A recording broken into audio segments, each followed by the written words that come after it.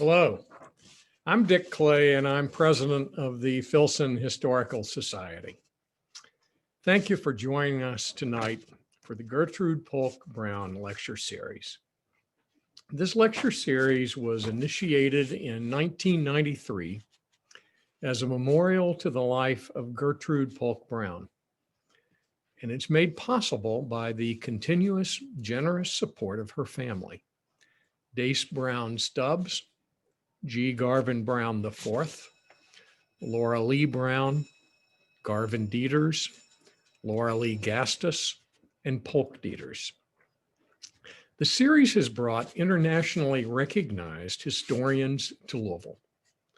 More than 36,000 citizens have learned more about the significant stories of our region, nation, and world because of the Gertrude Polk Brown Lecture Series. It is the Filson's signature event. The Filson's grateful for this generosity. We're also grateful to all of our supporters. Now, tonight, I'm honored to introduce Susan Berfield as our Gertrude Polk Brown lecturer. Susan grew up in Bethesda, Maryland. She got her bachelor's from Brown University and her master's in international affairs from Columbia. She lives in Brooklyn, and she spent substantial amounts of time in India, Nepal, and Hong Kong. Susan Berfield is an award-winning feature writer and investigative reporter for Bloomberg Businessweek and Bloomberg News, where she's exposed how a certain multinational retailer spies on its workers, uncovered a con man who talked a small Missouri town out of millions of dollars, and revealed how Beverly Hills billionaires bought up an enormous water supply in the Central Valley. She's been interviewed on PBS NewsHour, National Public Radio's All Things Considered, Marketplace, On Point, and The Brian Lehrer Show. Her story about the biggest food fraud in United States history was the basis for an episode of the Netflix documentary series Rotten. So tonight, I'm going to turn it over to Susan Berfield to talk to us about her new book, The Hour of Fate, Theodore Roosevelt, J.P. Morgan, and the Battle to Transform American Capitalism. Susan?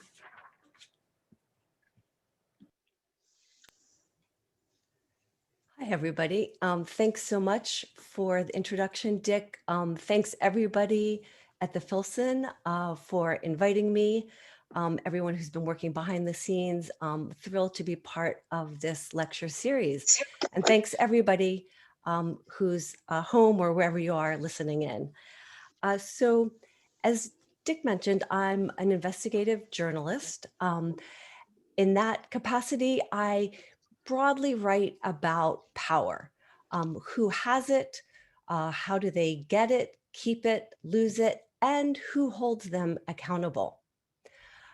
In 2016, when I was thinking about writing a book, I was looking around, and it was the last election campaign, and it seemed that there was the beginnings again of a progressive moment, a sense of reckoning for business, especially big business, and the idea, at least among some people, that we in America needed to rethink the social contract.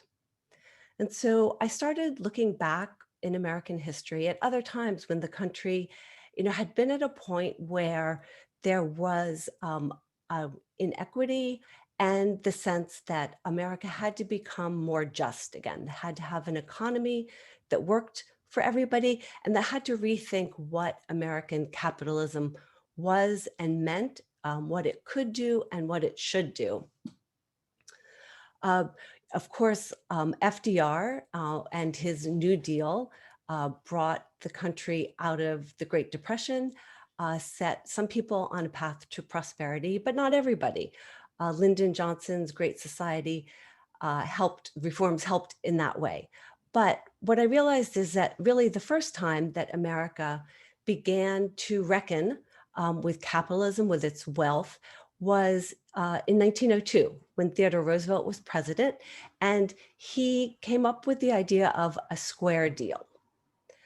And so now I'd like to just share some images from the book as we continue. So the story that I tell in the book begins in 1902. Roosevelt was a new president. He had been a reformer. He was kinetic, young, a moralist, and an opportunist. Morgan was king of Wall Street, a man who controlled more money than anybody else in the world. And America was becoming wealthy. It was becoming industrialized, and Americans were becoming anxious about the economic inequality. Then as now, there were conflicting ideas about what was best for the country. I began, as I suspect many readers will, knowing a lot more about Roosevelt than Morgan. And I ended, as I hope many readers will, with a much richer appreciation of what they shared. I should say that neither would probably agree with that. But they were both born into wealthy families. Morgan was about 20 years older. They were shaped by strong fathers. Their mothers were often at a remove. They both lost their first wives to illness. They suffered bouts of depression. They remarried. And by 1902, they both thought that they knew what was best for the country. They both believed that America and American capitalism needed a guiding hand, and each assumed it should be his. I opened the book in September 1901 at the Pan American Exposition in Buffalo, New York. William McKinley is 6 months into his second term as president. He had been friendly to business in his first term and campaigned in 1900 as the agent of prosperity. Theodore Roosevelt is his vice president. Now, Roosevelt hadn't been eager to accept the nomination. He had been governor of New York, and he'd angered Morgan and Wall Street by pushing for tax and other reforms. The Republican establishment hoped to diminish his power.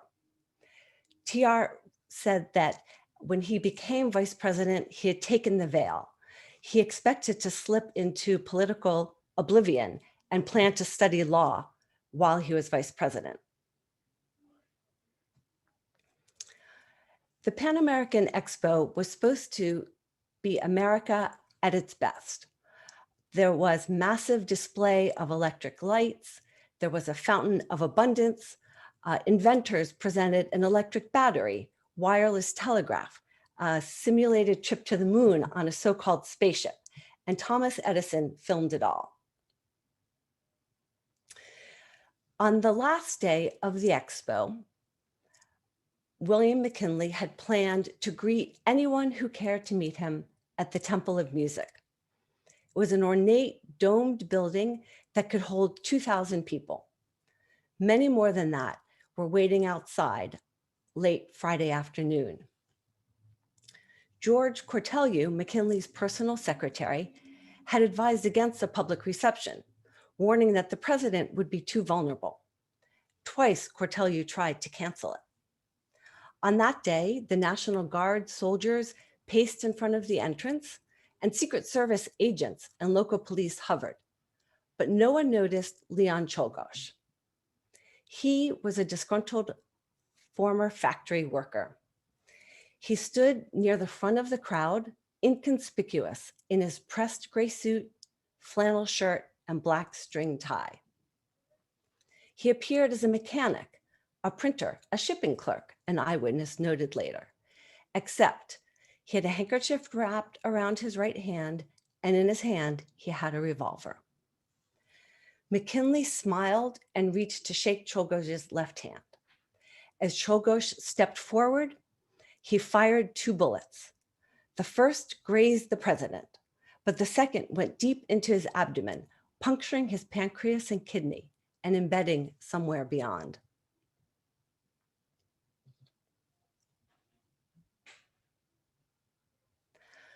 "I'd done my duty," Czolgosz said, as the police and soldiers and men waiting in line hit and kicked him.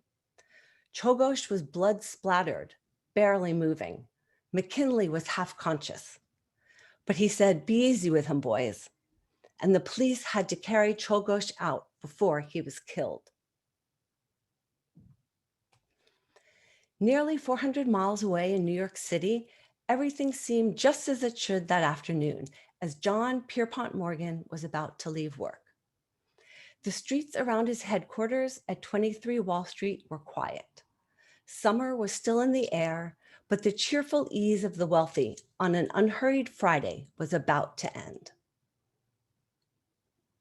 On Wall Street, Morgan had two names, Jupiter and Zeus. He controlled the coal roads of Pennsylvania, the railroads and their anthracite coal fields supplying the energy along the East Coast and out to Chicago and St. Louis.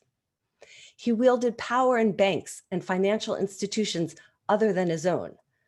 When the US government needed gold, Morgan provided it. He and his partners were on the boards of hundreds of companies that together represented as much wealth as some European nations. If anything important was happening on Wall Street, Morgan was assumed to be behind it.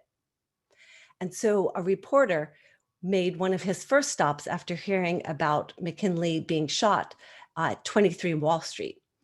When he told Morgan about the assassination attempt at that point, all Morgan could say was, "This is sad, sad, very sad news. Very sad news, very sad."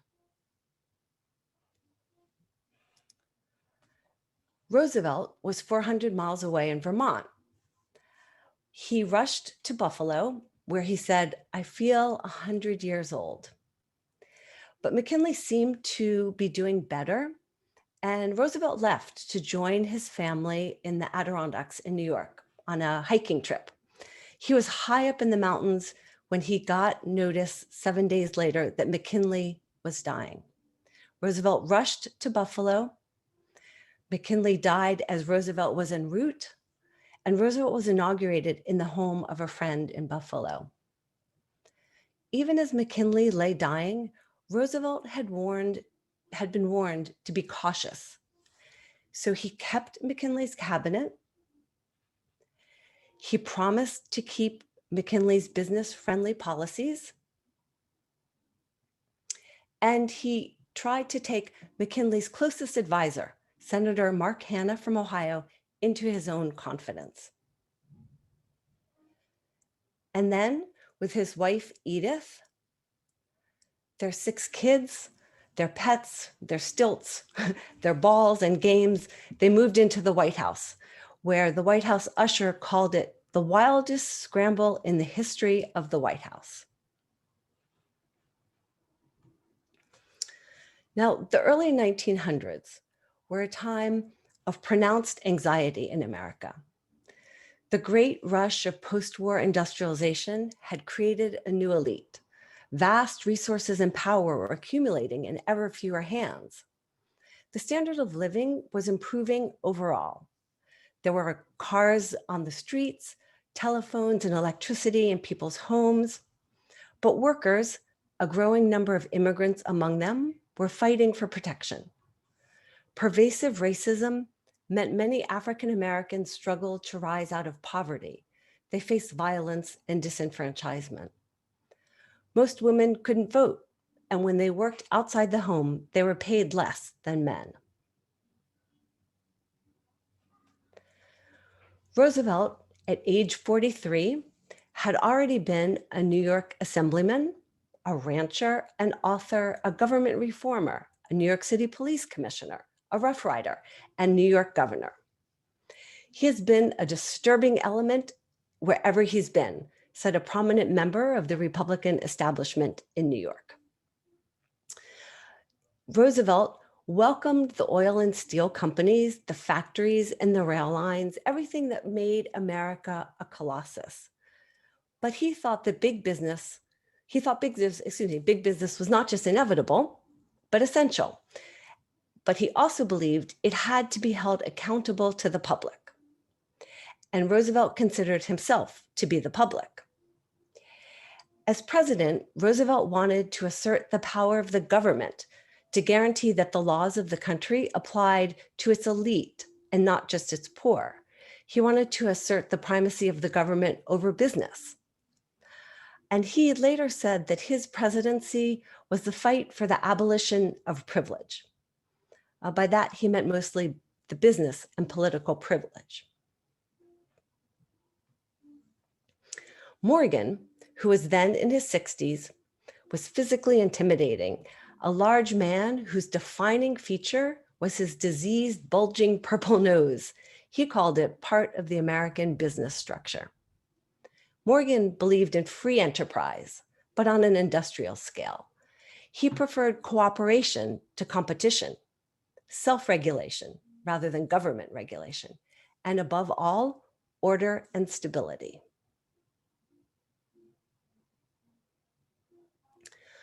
On the eve of McKinley's second inauguration in March 1901, Morgan had announced the creation of the first billion-dollar company, U.S. Steel.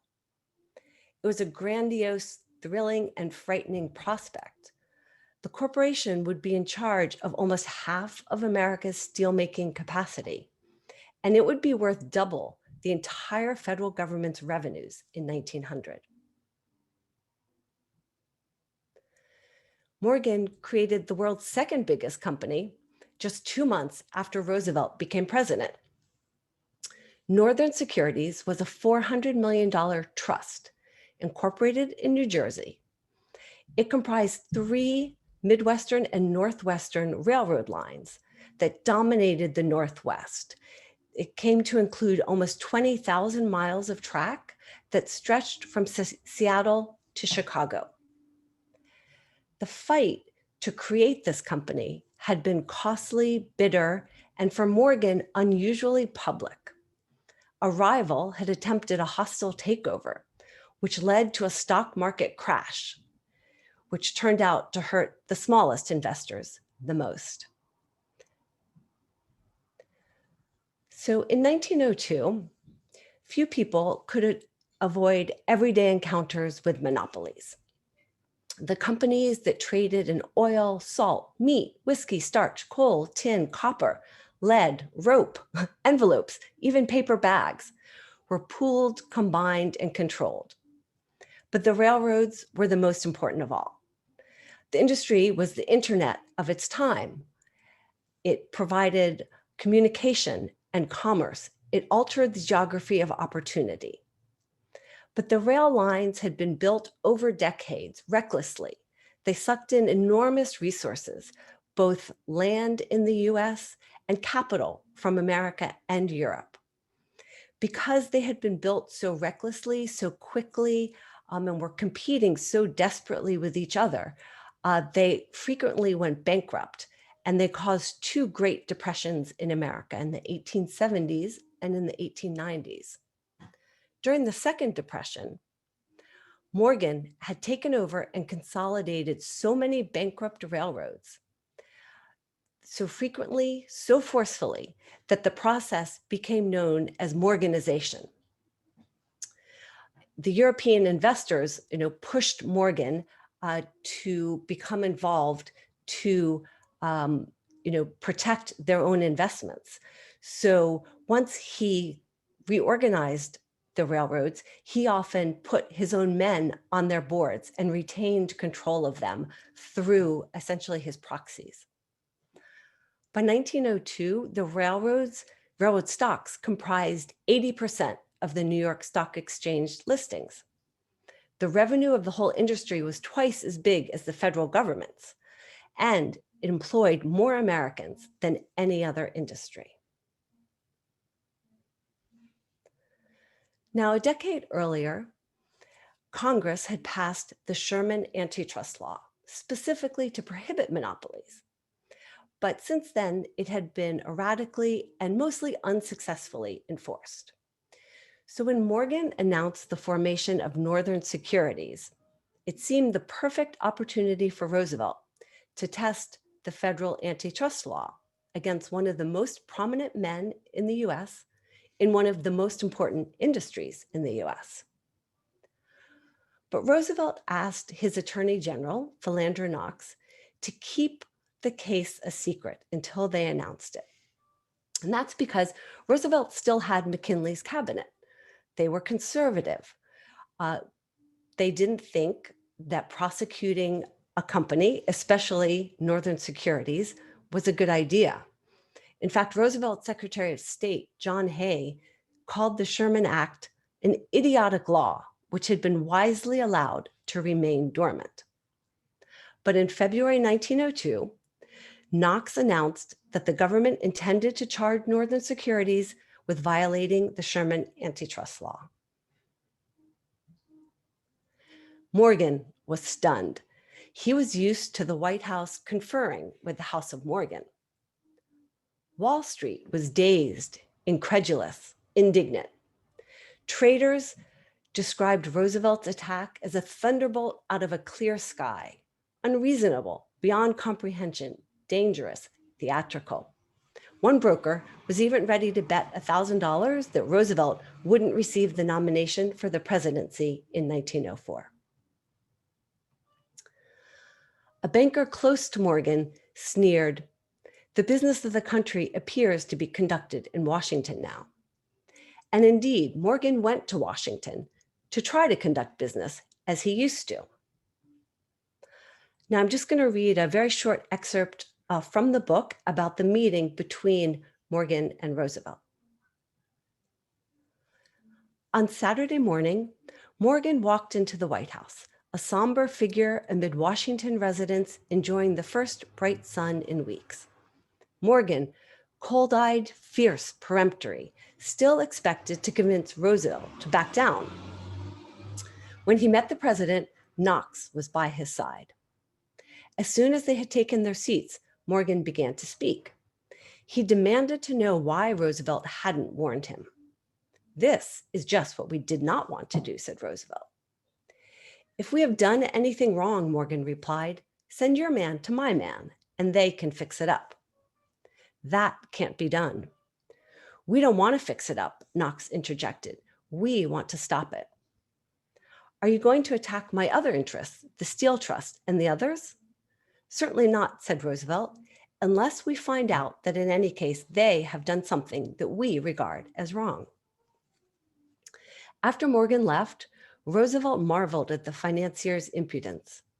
"That is the most illuminating illustration of the Wall Street point of view," he said to Knox. "Mr. Morgan could not help regarding me as a big rival operator who either intended to ruin all his interests or else could be induced to come to an agreement to ruin none." Henry Adams, a friend of both men, wrote, "Theodore laughs at Pierpont, and Pierpont acts like a sulky child."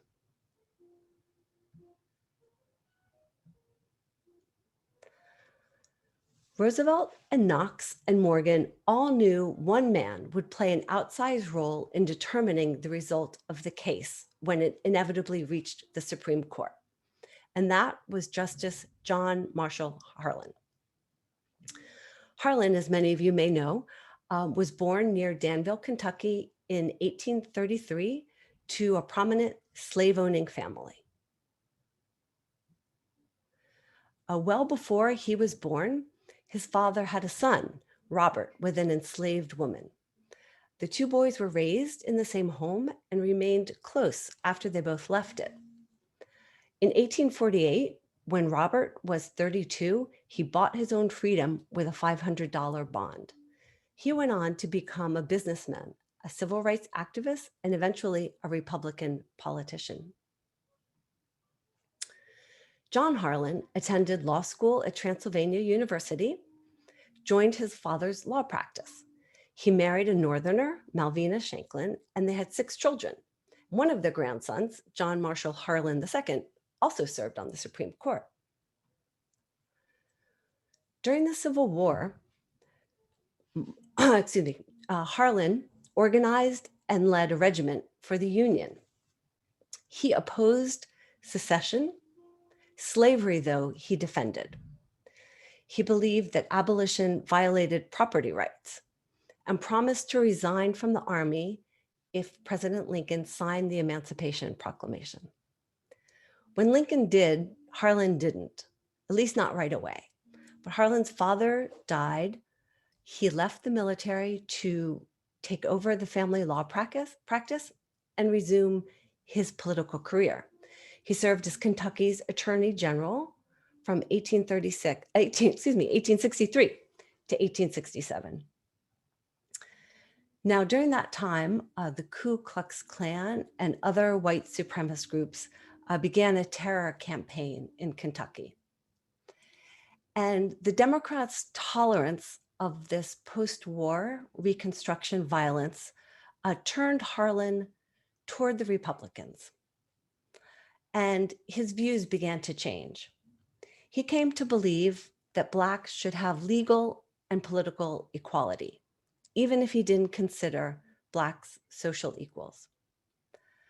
Before, he regarded the federal government as a potential threat to states' autonomy. Now he came to see that state jurisprudence should be subordinate to federal jurisdiction. He explained his philosophical change simply. Let it be said that I am right rather than consistent. Harlan ran for governor as a Republican twice, and he lost twice. But his influence was such that at the Republican convention of 1876, he could swing the Kentucky delegation to the Republican candidate, Rutherford B. Hayes. And Hayes rewarded Harlan by nominating him to the Supreme Court. Harlan was 44. He'd only served as a country judge, but that didn't matter to Hayes. Hayes said this of Harlan. Is Harlan not the man, he wrote, of the right age, able, of noble character, industrious, fine manners, temper, and appearance? Who beats him? On the Supreme Court, Harlan became known as the Great Dissenter. He was the only Southerner on the court, and he was the only one who believed in civil rights for Blacks. The first important case that he ruled on was a test of the Civil Rights Act of 1875, which banned discrimination in places of public accommodation. 8 justices ruled that the statute was unconstitutional and said that railroads, inns, any other kind of places that were offered public entertainment or amusement were private, and they could do as they pleased, serve who they wanted. Justice Harlan was the only one to disagree. And then in 1896, the Supreme Court ruled on Plessy versus Ferguson. That was a case that challenged Louisiana Jim Crow law that required railroads to provide equal but separate passenger cars for Blacks and whites. 8 justices ruled that the law was legal. Only 1 justice dissented. In his argument, Harlan said that legal equality should be for all Americans. But he also said that he believed that the whites were superior. Nonetheless, he said, our Constitution is colorblind. He said the races' destinies are linked and that racial hatred can't be sanctioned by the law. In 1896, though, as Democratic legislatures in the South disenfranchised Blacks and 78 people were lynched, Harlan's lone voice on the court barely registered. Harlan also stood apart when it came to the other pressing issue of the 1890s, the gathering power in the hands of a few. Now, presidents of both parties had tended to appoint to the Supreme Court men who believed, as Harlan once did, that federal power shouldn't necessarily supersede states' rights. The capital should be favored over labor, and that the rich and their property should be protected at the expense of the poor. The justices couldn't always be counted on to side with business, but often they did. And the first test of the Sherman antitrust law against a national monopoly, a sugar trust, Harlan was the only one to dissent. All the other justices thought that a company called the Knight that had about 98% of the sugar market was not a monopoly, should not be reined in by the federal government, did not violate the Sherman Antitrust Act. Now, the Northern Securities case was argued in the lower courts in the spring of 1903 and before the Supreme Court in December of that year. The government lawyers argued that it didn't matter if a trust or monopoly could offer lower prices to consumers. What mattered was the control a trust had over its industry, its workers, and its consumers, and if it faced any competition.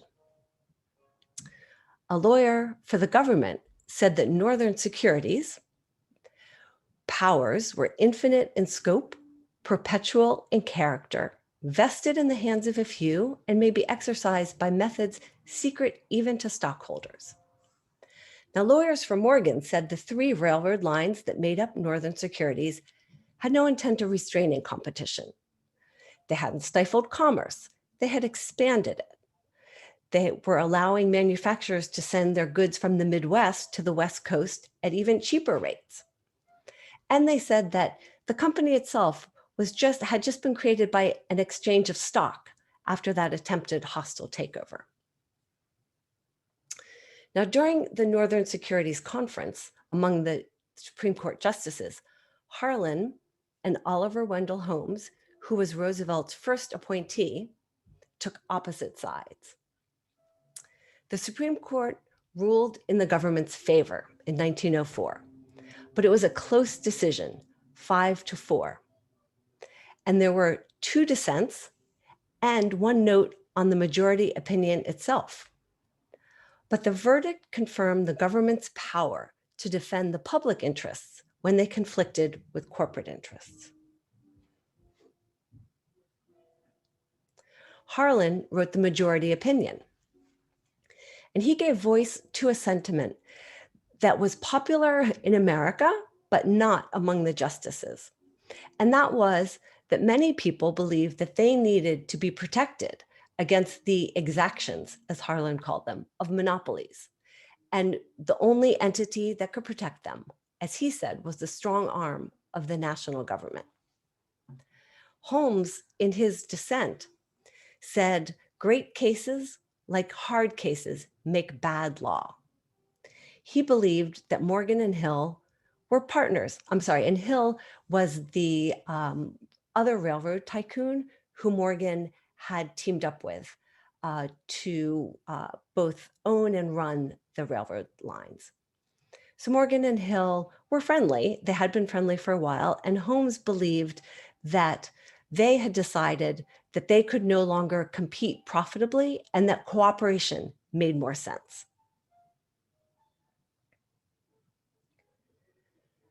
Now, this was a huge victory for Roosevelt. It came in March 1904. He would begin his presidential campaign that summer for an election that would be held in November. And he was thrilled by this decision. And one paper wrote, "The people will love Roosevelt for the enemies he has made with this case and with the decision." The governor of Minnesota, where one of the railroads was based, said, "The decision means more to the people of our country than any event since the Great Civil War."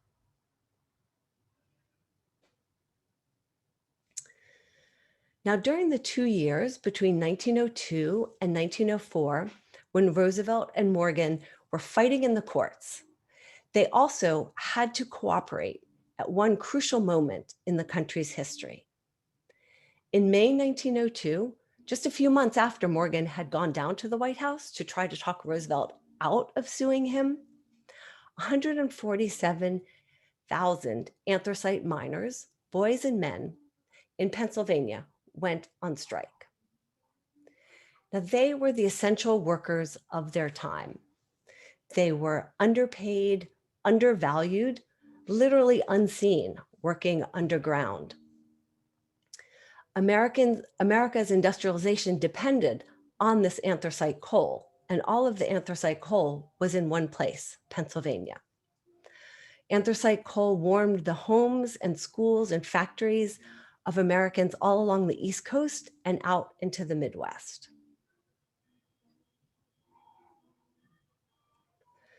But the miners, many of whom were immigrants, were vulnerable. The work was dangerous.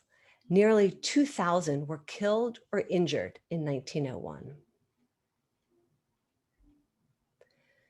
The strike began that May, continued through the summer, and by the early fall, as winter approached, Roosevelt began to fear social unrest. The post office said it might have to shut down. Public schools were warning they might not be able to remain open past Thanksgiving. Steel mill owners in Pennsylvania told their workers to prepare for mass layoffs. Prices increased, and the poor, of course, were the ones who were going to hurt the most. Roosevelt began worrying not just about social unrest. He began worrying about misery. He began worrying that the poor would really suffer. And Roosevelt knew that most people actually supported the miners. In New York, 10,000 people rallied in Madison Square on behalf of the strikers. The New York State Democratic Convention backed a call for the government to take over the mines. And even business leaders agreed that the government should nationalize the mines if the coal barons couldn't come to some kind of agreement with the coal miners. But in early October, Roosevelt decided he was going to try to broker a settlement. So he invited the mine owners and the union leaders to Washington. With that, Roosevelt became the first president to mediate between big business and labor. During the previous decades, the government had sided firmly with the former. When there had been railroad strike in 1877, troops were sent in. When there was a strike at the Pullman factory in Chicago, troops were sent in to put down. But Roosevelt didn't think that there was a cause to use troops. He wasn't worried about violence in the area, and he believed that the miners had grievances that should be listened to. Now, the leader of the miners was John Mitchell. He was president of the United Mine Workers. He had worked in the mines from age 12, and he had seen the union as a career path. He was a very complicated and ambitious, somewhat infuriating person. He was eager to join the middle class. He was always looking for ways to make money. Before and during the strike, he was eager to talk to the mine owners, but they were never willing to acknowledge his leadership.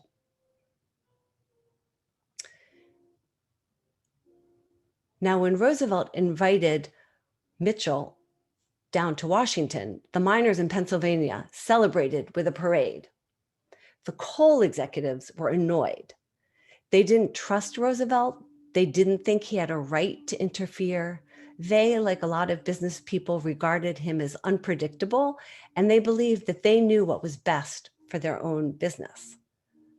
But they couldn't turn down an invitation from the president. So they all went down to Washington, and Roosevelt tried to appeal to the executives' patriotism. Meet the crying needs of the people, he said. The coal barons replied that they wouldn't meet anything but the miners' surrender.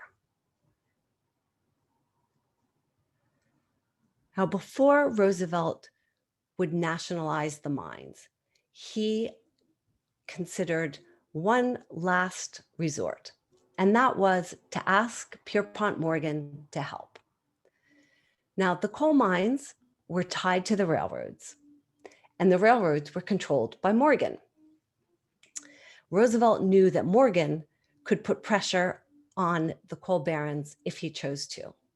But all that summer during the strike, Morgan had been where he usually is during the summer, in Europe, buying art, traveling. And that summer, he had actually taken his yacht from Venice down the Dalmatian coast.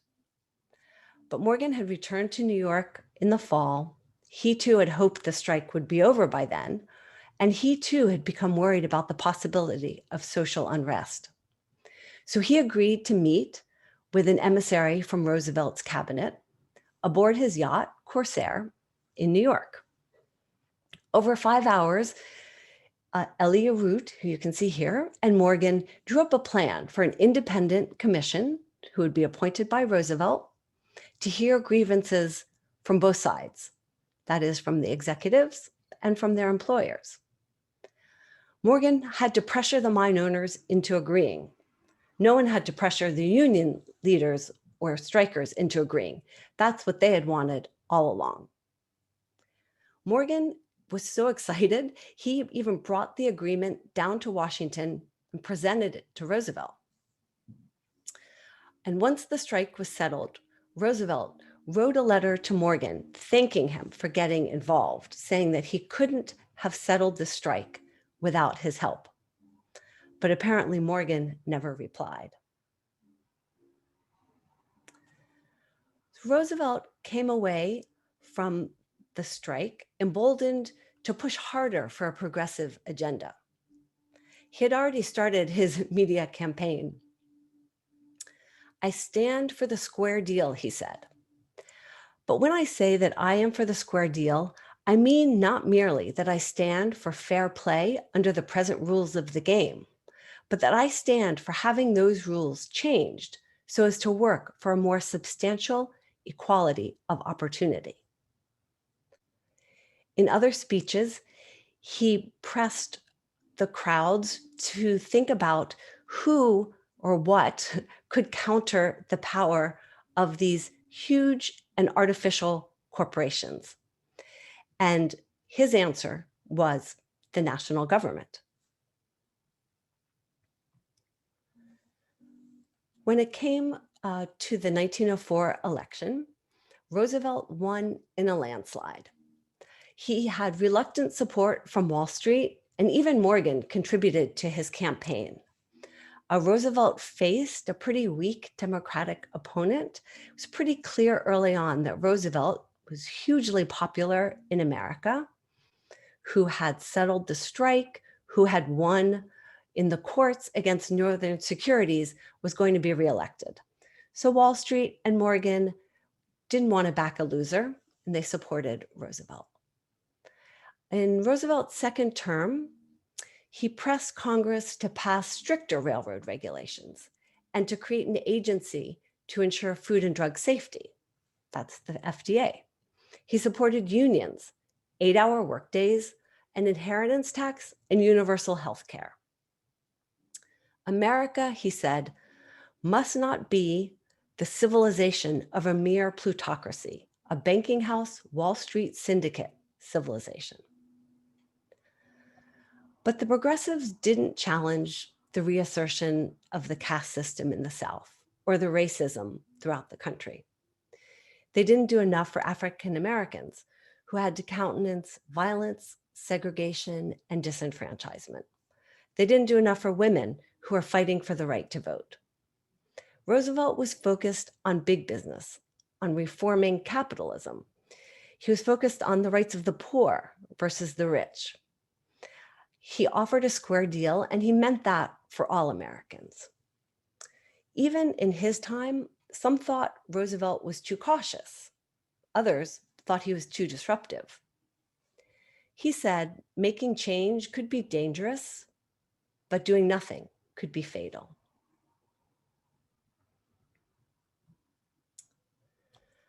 Now, I just wanted to end with where the title of the book comes from. It was one of Roosevelt's favorite poems. He kept it in his office at the White House. It's called Opportunity. It was written by a Kansas senator who moonlighted as a poet, or maybe the other way around, John James Ingalls. This is a part of it. Master of human destinies am I. I knock unbidden once at every gate. Is sleeping, wake. if feasting rise before I turn away. It is the hour of fate.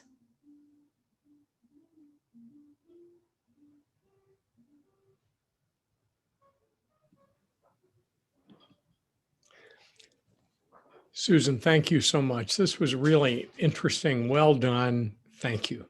Thank you. We've got some questions. Great. Here's one from Kate Wonke. Roosevelt and Morgan were both born into wealthy families, but had very different ideas about wealth. What accounts for that? Yeah, they definitely did. So, Roosevelt grew up in a household with a father who was a philanthropist. John Hayes called him someone who operated with maniacal benevolence. So he was very busy in New York City, but he had a very traditional view of philanthropy, and that is the wealthy should assist the poor. I think what Roosevelt later came to understand is that the bigger question was not just, who or how to help people who had less, but to ask what were the systems that were in place that were creating the inequality. And so, the reforms that he pushed in his political career before he was president and as president were always asking that question of, how to make America more just. Now, he didn't want people to resent the wealthy. And he always said that he didn't want to punish people for being rich. He wanted to punish them if they had done something wrong. And so he viewed wealth as something to be used for Americans and for everyday Americans. Morgan also grew up in a very wealthy family, eventually settled in New York after spending some time in Europe. And I think, he believed that he was creating wealth for the country, and that, by being able to do what he wanted to do in the way he wanted to do, that he would make America more prosperous, that he would help it claim its place in the world stage, and that everything else would sort of work itself out. But that the main thing was to create prosperity. Okay. Roosevelt's, this is from Julie Sosky James, Roosevelt's Republican Party at times barely tolerated him. What was the reason? Yeah, most of the time. So Roosevelt, began his political career right after graduating from Harvard. He was a New York Assemblyman at age 23. In almost every job he had, he was always the youngest person. And, he was someone with tremendous energy, intellect, and curiosity. And so he was, always seeking out ideas and opinions. And he always looked beyond the Republican establishment. He, felt himself to be maybe a more, I want to say true American, but, he had spent time out West. I think he believed that he understood, what Americans were worried about. And I think he believed that he could help them, and that, the government could be used to benefit people. The Republican Party considered some of his ideas pretty disruptive. They considered him to be a bit unpredictable.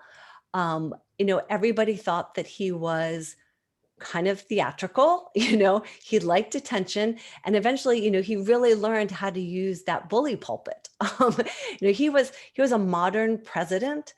And that's not something you can necessarily say about everyone in the Republican Party at the time. If you think of American presidents, would you rank Teddy Roosevelt among the top 5? Well, I think he was important in that he signaled a shift. and he didn't accomplish everything he wanted to accomplish. And he didn't try to do as much as he probably should have, given how popular he was. But I think he set in motion a progressive movement and moment that lasted for a while, that was kind of recreated, when FDR came to power. But, I think he was really the first person to ask a lot of the questions about capitalism that we're still asking today. So in that sense, I think it was pretty important time, and he was a pretty important person. Here's a question that's, I think, very interesting. Were Roosevelt and Morgan members of the same political party? Yeah. So Morgan was a Republican. At one point, he had supported Grover Cleveland, who was a Democrat, but he was kind of a Democrat that Republicans could love. So yes. And Morgan was a big contributor to the Republican Party. As I mentioned, he supported Roosevelt's presidential campaign. And, it was because of the Republican Party's connection to Wall Street, that Roosevelt was seen as a threat in a way to the Republicans, because they did depend on Wall Street for a lot of campaign financing. Here's a very interesting one. What is the legacy of J.P. Morgan today? And then this is from Michael. I've heard that his form of capitalism gave way. Hold on. Gave way to that of Henry Ford, which was more equitable in many ways, with a benchmark being, quote, "Can my employees buy my products?" End quote. Yeah. So, one way to think about Morgan first is that, he was a financier, not an industrialist like Ford, though, he owned railroads, but he wasn't running the railroads. And he did leave decisions about pricing and probably more important, about the way that the railroad executives treated their own employees, up to them. He didn't like to get involved or to get his hands messy and that kind of things. He preferred to operate at a remove. And, that's why when he had to get involved in settling the coal strike, it took him a while and he was reluctant. But what I would say about Morgan is that, he had an incredible amount of power and influence in America and in Europe. And I think in that sense, there's not, another person or single, even financial firm that is a successor to that kind of power, nor do we want someone with that much power. But I think, Morgan's notion that everything would kind of solve itself, I think we've realized, and probably every generation has to realize for itself, that is not the case. That business needs to be supervised, that there need to be regulations, of some kind, and that, business people have to think about their employees and the consumers, and, that's something that Morgan never had to do. Did Morgan have a relationship with Andrew Carnegie? Yes. The way Morgan created U.S. Steel, that company I mentioned, the first $1 billion one, was buying Carnegie's company and combining it. So yes, they knew one another. They weren't close friends, but Morgan, as we know, was a great collector of art and rare books. I should mention one of Morgan's legacy, of course, is the incredible Morgan Library in New York. So, Morgan, though he was very powerful, very influential, controlled so much money, also took off 3 months every year and traveled in Europe. if it was summer, Morgan was not in New York, he was in Europe. And so his social circle were more often people connected to those worlds than the industrialists of America. I think there are some common questions here that apply your talk to our current day. And I want to do this without being overtly political one way or the other. Mhm. But there's a statement and then a question. He was a great president, speaking of Teddy Roosevelt, in that he understood the demands of the times and was willing to rise to them courageously and with a sense of justice. What more can you ask of a president? Then the other question is, what are your thoughts on applying this history to our present day? I Yeah. expect you thought about this a lot as you've written. Yeah, I mean, it was, the notion for me as a journalist to write a historical book was very much because I felt that by placing us very kind of closely and squarely in the turn of the last century and understanding all of the forces that were at play then, the industrialization, the urbanization, the flows of immigrants, the growing inequality, that readers would kind of hear echoes of it in the current day. And then I try in the epilogue to address the comparisons a little more directly. And what I would say is that today, especially, the notion that capitalism needs to be reformed is pretty common. Even Jamie Dimon at J.P. Morgan Chase, is suggesting that structural racism needs to be addressed by policy decisions. And so I think, what we knew in 2016, what we knew in early 2020, and what we probably know even more clearly now because of the pandemic is who's vulnerable in America, the ways in which they're vulnerable, the ways in which a lot of systems and institutions have failed a lot of people. And, people are asking the question of, what can we do now to make the country more just? I mentioned at the end there that, even back in the early 1900s, Roosevelt was thinking about universal health care. So, a lot of these issues have kind of ebbed in and out, ideas kind of cycle and recycle in politics and in the national conversation. And so I think we are at a place where we are thinking about a lot of the things that some of the progressive people in the early 1900s were also thinking about. And the last question, and Mhm. it brings us down to a more personal human level. And this is from Michael. I'm Mhm. curious, how did you balance writing the book with your day-to-day responsibilities? It must have been a lot of work, a lot of research. Yeah, thank you. It was great, but it was a lot of work. Yeah, I worked on the book for about 4 years.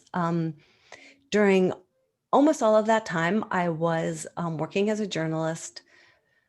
I did get a great 3-month book leave, which made it possible to do a lot of writing. I had a fellowship at a writer's residency, which was also great to just be able to shut out everything and just focus on this, to the point where I even wrote a check that said like 1902 instead of 2018 when I was there. Yeah, I think like a lot of writers, I worked a lot of early mornings and weekends and vacations, and used the rest of my vacation time to travel to archives, both here in New York, in Minneapolis, There's incredible resources online now, so that was very helpful. I was, in touch with someone at the University of Louisville to do some Harlan research. Scott Carpenter, he was very helpful. I had some research assistants who helped me when, the day job didn't allow me to do as much research as I needed to. And yeah, and I kind of considered it all really good practice for being shut in at home again.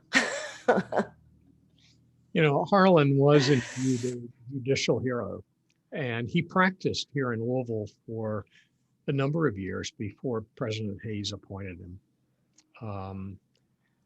And I've always thought that, we have Louis Brandeis from Louisville as well. I've always thought that we should focus on both of them as classic American heroes in entirely different ways, but ways that we can hang on to and appreciate.